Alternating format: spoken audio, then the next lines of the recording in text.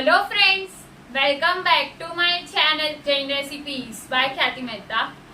Friends, idli, dosa, medu vada, rasam vada તો આપણે બનાવતા જોઈએ છીએ. પણ થોડા દિવસ પહેલાં હું એક રેસ્ટોરન્ટમાં ગઈ હતી. ત્યાં અમે સાઉથ ઇન્ડિયનની એક નવી ડિશ ટ્રાય કરી જે બહુ જ યમ્મી અને ટેસ્ટી હતી. તો મેં વિચાર્યું ચલો તમારી સાથે આજે એ રેસીપી શેર કરું. રેસીપીનું નામ છે જૈન મલાબાર કરી વિથ રવા પલપમ. તો ચલો ફ્રેન્ડ્સ, આપણે મલાબાર કરી વિથ રવા પલપમ બનાવવાનું સ્ટાર્ટ કરીએ હવે. જો તમને મારી આજની બતાવેલી રેસીપી ગમે તો મારી ચેનલને સબસ્ક્રાઈબ જરૂરથી કરજો અને સાથે સાથે બેલ આઇકન પર પણ ક્લિક કરજો. ફ્રેન્ડ્સ, સૌથી પહેલાં આપણે મલાબાર કરી રેડી કરીશું. એની માટે એક પેસ્ટ રેડી કરવાની છે, જેમાં આખા કાશ્મીરી મરચાં અને કાજુના ટુકડા અથવા આખા કાજુને 1 કલાક માટે થોડા ગરમ પાણીમાં પલાળી દેવાના છે. ત્યારબાદ તેને ગ્રાઇન્ડ કરી નાખવાના છે અને આવી સ્મૂથ અને ફાઇન પેસ્ટ રેડી કરવાની છે. આપણી પેસ્ટ રેડી થઈ ગઈ છે. હવે આપણે એક કઢાઈમાં તેલ ગરમ કરવા માટે મૂકશું અને તેલ ગરમ થાય ત્યારબાદ તેમાં તજ, ચક્રફૂલ, જીરું અને હિંગ એડ કરશું. ત્યારબાદ બધું પ્રોપરલી મિક્સ કરી લઈશું ને ત્યારબાદ મરચાં અને સૂંઠ પાવડરની પેસ્ટ રેડી કરી છે તે પણ એડ કરી દઈશું. 1 થી 2 મિનિટ માટે તેને સોતે કરી લઈશું. ત્યારબાદ આપણે વેજીટેબલ્સ લીધા છે, ફણસી, પમ્પકિન, વટાણા અને કેપ્સિકમ. તેને મીડિયમ સાઇઝના ચોપ કરી લીધા છે, તે પણ એડ કરી દઈએ અને 2 મિનિટ માટે તેને સોતે કરી લઈશું અને 2 થી 3 ચમચી જેટલું પાણી એડ કરીશું, જેથી કરીને તે થોડાક સોફ્ટ થઈ જાય. ત્યારબાદ સ્વાદ પ્રમાણે મીઠું એડ કરીશું, મિક્સ કરી લઈશું ને ત્યારબાદ ટમેટો પ્યોરી એડ કરીશું, મિક્સ કરી લઈશું અને ત્યારબાદ આપણે જે કાશ્મીરી મરચાં અને કાજુની પેસ્ટ રેડી કરી હતી તે પણ એડ કરી દઈશું. ફ્રેન્ડ્સ, તમને ગ્રેવી જોઈને એવું લાગતું હશે કે આપણે કોઈ પંજાબી સબ્જી રેડી કરી રહ્યા છે, પણ એવું નથી. તમે વિડીયો પૂરો એન્ડ સુધી જરૂરથી જોજો તો તમને બરાબર ખ્યાલ આવશે કે આપણે પંજાબી સબ્જી નથી બનાવી રહ્યા, પણ એની બદલે સાઉથ ઇન્ડિયન રેસીપી બનાવી રહ્યા છે. હવે આપણે 4 થી 5 મિનિટ માટે કઢાઈને લીડથી કવર કરી દઈશું અને તેને કૂક થવા દઈશું, જેથી કરીને વેજીટેબલ્સ બધા પ્રોપરલી કૂક થઈ જાય.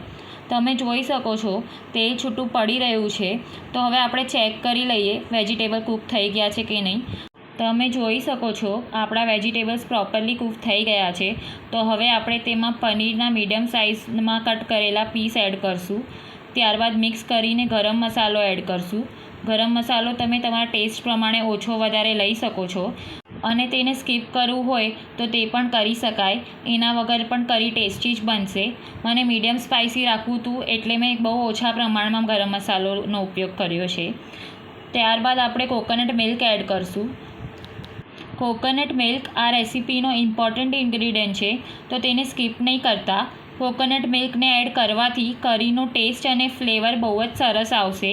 પ્રોપરલી મિક્સ કરી લઈશું. કરી બનીને રેડી છે. તેની કન્સિસ્ટન્સી મીડિયમ થીક રાખવાની છે. ઠંડુ થઈ જવા પછી તે થોડુંક વધારે થીક થશે. હવે આપણે રવા પલપમ બનાવશું. એની માટે એક મિક્સચર પોટમાં રવો લઈશું. બારીક અથવા જાડો કોઈ બી લઈ શકો છો. સાથે મીડિયમ ખાટું દહીં એડ કરીશું. સ્વાદ પ્રમાણે મીઠું અને થોડીક સાકર એડ કરીશું.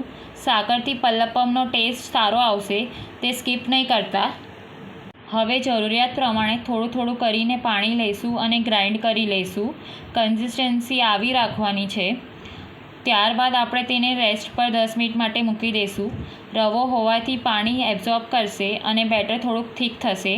જો બેટર વધારે થીક થઈ જાય તો પાછળથી થોડુંક પાણી એડ કરીને કન્સિસ્ટન્સી એડજસ્ટ કરી લેવાની. 10 મિનિટ પછી બેટરમાં એક પેકેટ ફ્રૂટ સોલ્ટ એડ કરું, જેનાથી પલપમમાં જાળી પડશે અને પલપમ સોફ્ટ થશે. ઠંડા થઈ જવા પછી પણ પલપમ ચવડ નહીં લાગે.